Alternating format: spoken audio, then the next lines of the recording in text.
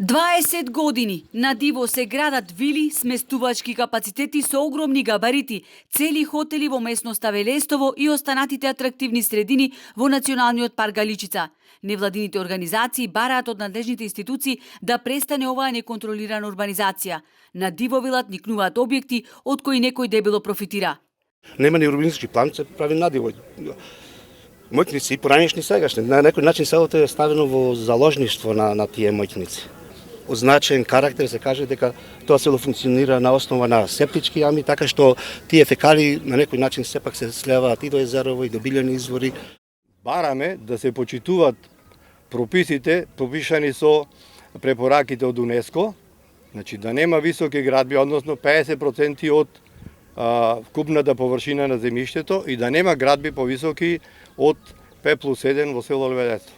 Ништо поразлична не е ситуацијата и во околината на Велестово, во Рамне и Коњско, средини во кои доколку се работи плански, може да бидат атрактивни планински дестинации со прекрасен панорамски поглед кон Охрид.